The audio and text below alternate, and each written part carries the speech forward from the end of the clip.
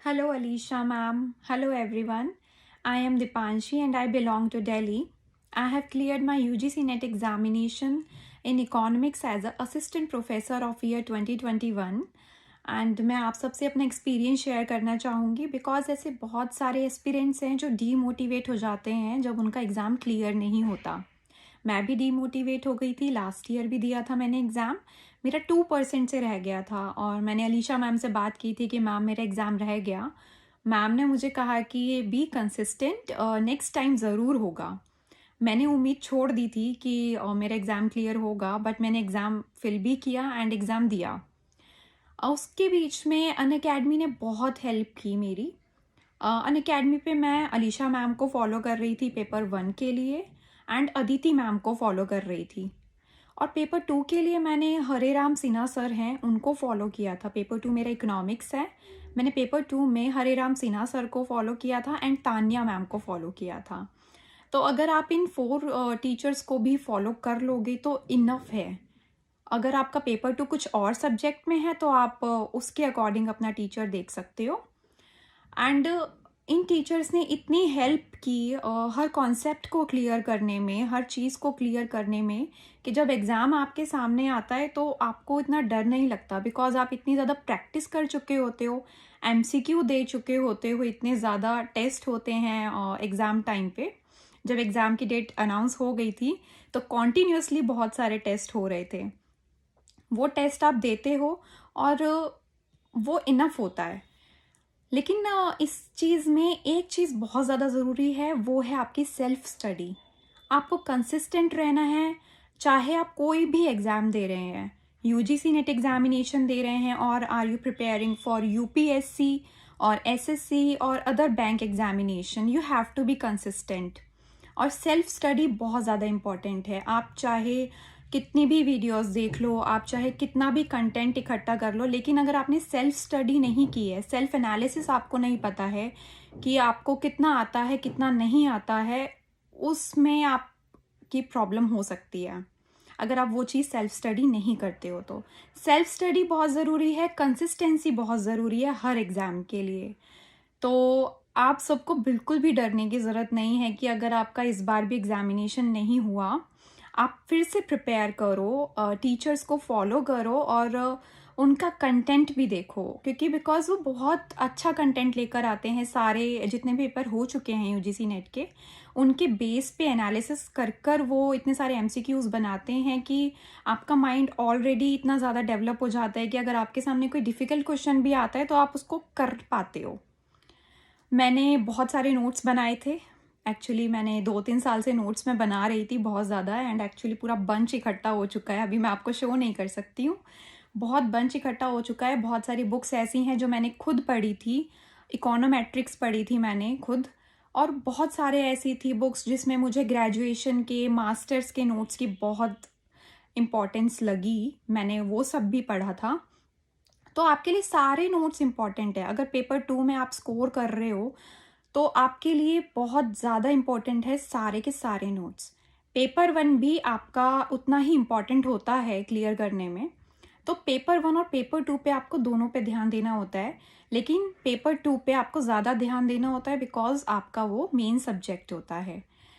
तो मैं आपसे बस यही कहना चाहूँगी, बी कंसिस्टेंट एंड इतना परेशान होने की ज़रूरत नहीं है अगर एग्ज़ाम नहीं भी होता है। अभी भी मैं इस बार भी एग्ज़ामिनेशन फिर से दूंगी एंड बस अपने ऊपर फेथ रखो, अपने ऊपर ट्रस्ट रखो और बी कंसिस्टेंट। आपको ज़्यादा टेंशन लेने की ज़रूरत नहीं है। टीचर्स को आप देखो कि वो क्या पढ़ा रहे हैं, आपको कितना आता है, उस नॉलेज को लेने की कोशिश करो। जितना ज़्यादा आप ये ट्राई करोगे ना तो आप ज़्यादा एक्सप्लोर कर पाओगे।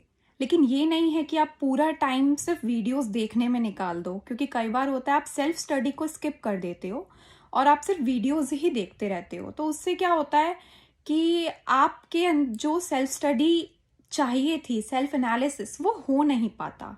आपको ये पता ही नहीं है कि अगर आपको टीचर ने एक चीज़ पढ़ा दी, आपको पता है वो है, लेकिन बुक्स के अंदर बहुत सारी चीज़ें ऐसी भी होती हैं, उसका फर्स्ट पेज, बुक का फर्स्ट पेज, बुक का लास्ट पेज, ऐसी ऐसी चीज़ें दी होती हैं, वहाँ से यूजीसी नेट के क्वेश्चंस बहुत बनते हैं।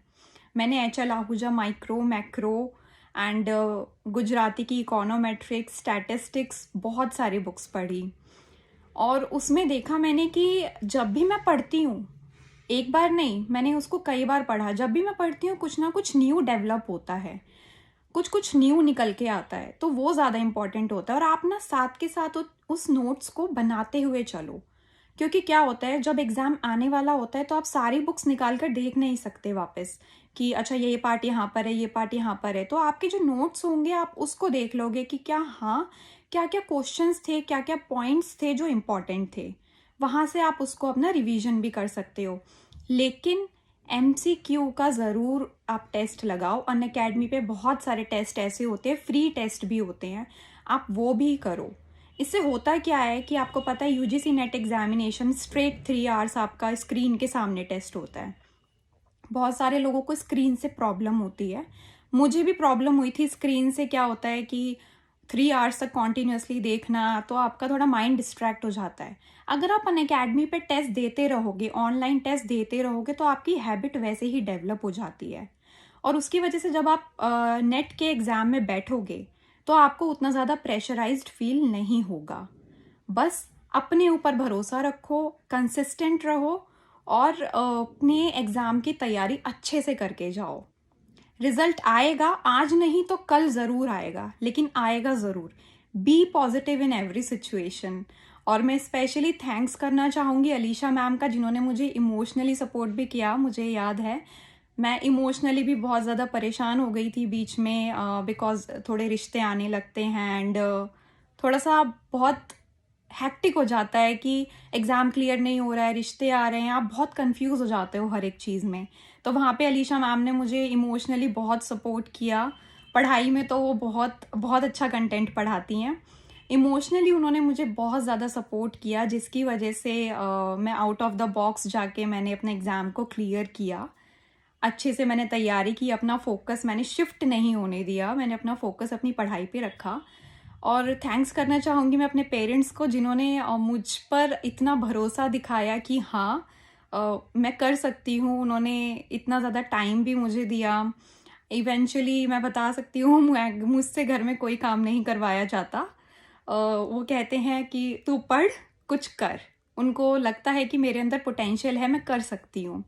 ऐसे बहुत सारे लोग हैं जो बहुत सारे काम करते हैं और साथ साथ में ही आपकी पढ़ाई भी होती है। मैं बिल्कुल रिस्पेक्ट करती हूँ उस चीज़ की। और इवन मैं भी 2 ईयर से जॉब कर रही हूँ और उसके साथ साथ में मैंने अपनी पढ़ाई की थी। मेरी जॉब सब्जेक्ट मैटर एक्सपर्ट की इकोनॉमिक्स में ही थी, तो मैंने भी, मुझे कोई इतना प्रॉब्लम नहीं हुई, बिकॉज इकोनॉमिक्स मैं वहाँ पे भी कर रही हूँ, इकोनॉमिक्स ही मेरा मेन सब्जेक्ट भी है, तो मुझे इतनी प्रॉब्लम नहीं हुई जॉब करने में। तो ऐसा हो सकता है कि आपको बहुत सारी चीज़ें हों, बहुत सारे काम हो, उसके साथ में आपकी पढ़ाई हो, तो आप अपने ऊपर भरोसा रखो, आप कर सकते हो। ऐसा नहीं है कि सारे काम अगर आप छोड़ दोगे तभी आप पेपर क्लियर कर पाओगे। आप दोनों चीज़ों को साथ में लेके भी चल सकते हो। बस मैं इतना ही कहूँगी कि डीमोटिवेट नहीं होना। आई नो परेशान हो जाते हैं जब एग्ज़ाम क्लियर नहीं होता, बट बी पॉजिटिव। अभी बहुत सारे मौके ऐसे आएंगे कि आपके एग्ज़ाम क्लियर होंगे, बिल्कुल होंगे, लेकिन आपको उसमें कंसिस्टेंट रहना पड़ेगा। So thank you so much everyone. और मैं लास्टली अपने फ्रेंड्स को थैंक यू बोलना चाहूँगी, जिन्होंने मुझ पर इतना भरोसा दिखाया। इवेंचुअली बीच में ऐसा भी हो जाता था कि मैं नहीं कर पा रही हूँ, तो मैं अपने फ्रेंड से बात करती थी और वो कहते थे कि नहीं, यू कैन डू इट, हमें पता है तू कर लेगी, हमें पता है तू पक्का करेगी, इस बार तू कर, तू एग्ज़ाम दे। मैंने कहा ठीक है। अब मुझे ये लगता था कि वो इतना भरोसा दिखा रहे हैं मुझ पे, चलो भाई करना तो है, मतलब मेरे अंदर कुछ पोटेंशियल है अगर वो देख पा रहे हैं तो। लेकिन आपके क्या होता है, जब आप डीमोटिवेट हो जाते हो, आपको वो पोटेंशियल अपने अंदर की दिखती नहीं है। जब आपको 3-4 लोग दिखाते हैं कि आप कर सकते हो, तब आपको लगता है कि हाँ चलो एक और ट्राई करके देखते हैं। तो अपने आप को डीमोटिवेट नहीं होने देना है। अपनी सराउंडिंग्स को ऐसा रखो, अच्छे टीचर्स से बात करो, अच्छे फ्रेंड्स से कांटेक्ट रखो, ताकि आप उनसे अपनी बातें भी शेयर कर सको। सो मैं थैंक यू बोलना चाहूँगी अपने सभी फ्रेंड्स को, मेरे फैमिली मेम्बर्स, मेरे पेरेंट्स एंड अलीशा मैम, आपको भी thank you. And Hare Ram Sinha sir, economics में बहुत अच्छे सर हैं वो। वो हर एक कॉन्सेप्ट को इतने अच्छे से क्लियर करते हैं। सीरियसली मेरा एग्ज़ाम क्लियर होने के बाद भी मैं उनके क्लासेस लेती हूँ, क्योंकि मैं उनके कॉन्सेप्ट मिस करना ही नहीं चाहती। वो बहुत अच्छे से पढ़ाते हैं। So thank you everyone and be consistent on and don't demotivate yourself. Thank you.